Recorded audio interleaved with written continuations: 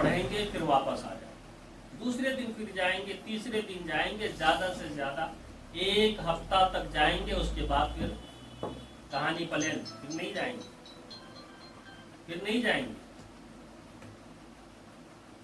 تو میت کو دفن کر دیا گیا اور سارے لوگ واپس چلے آئے۔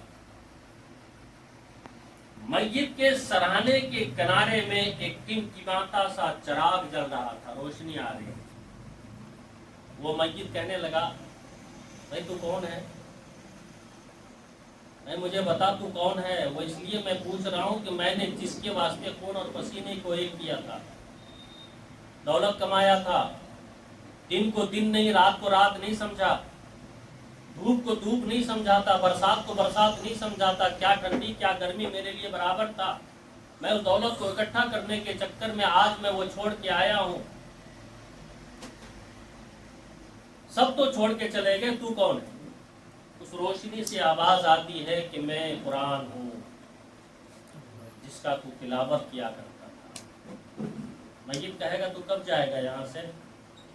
وہاں سے آواز آئے گا، بندے خدا تو نے مجھے اپنے سینے سے لگایا تھا، تو نے مجھ سے پیار کیا تھا، محبت کیا تھا، میں اس وقت تک نہیں جاؤں گا جب تک تیری بخشش نہ ہو جائے۔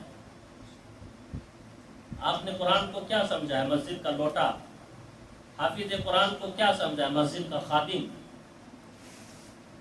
آپ نے کیا سمجھا ہے حافظ قرآن کو، جس کے اللہ نے ہر ایک کو، اللہ اپنا قرآن ہر ایک کے سینے میں میسر نہیں فرماتے ہیں۔ اللہ جس کو چاہتے ہیں اپنا قرآن اسی کے دل میں جگہ دیتے ہیں اور اس کو محفوظ کرتے ہیں۔ اور وہ حافظ قرآن چاہے غریب کا بچہ ہو، چاہے امیر کا بچہ ہو، چاہے متوسط درجے کے لوگوں کا بچہ ہو، ہمارے لیے ضروری ہے کہ ہم اس کی قدر کریں، اس لیے اللہ کا کلام اس کے سینے۔ اور قرآن کا معجزہ میں بتاؤں، واقعہ لکھا ہے کہ دیوبند کے اندر ایک قرآن چھاپنے والا مشین، چھاپنے والا جو شخص تھا،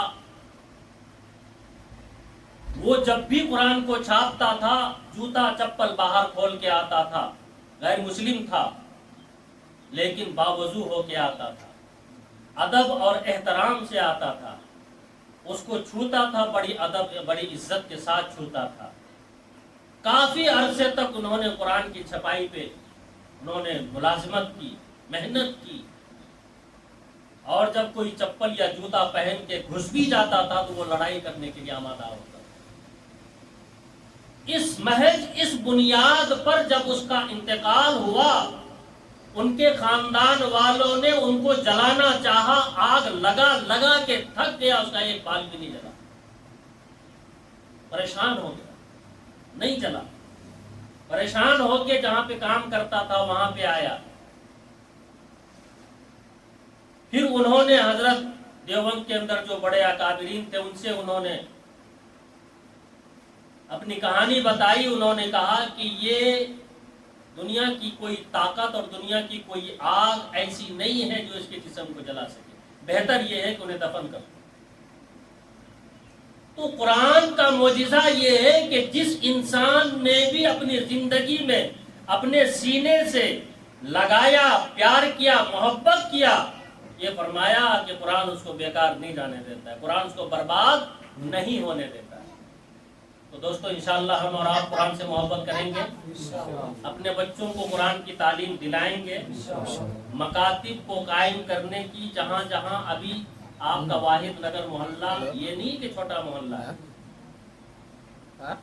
ادھر سے لے کے ادھر تک کی آبادی اچھی خاصی ہے، اگر اس آبادیوں میں 3 یا 4 مکاتب بھی چلتے ہیں تو میں سمجھتا ہوں کہ کم ہے، جس کی بنیاد پر آج ہم پیچھے جا رہے ہیں۔ تو اللہ ہم سب کو عمل کی توفیق عطا فرمائے۔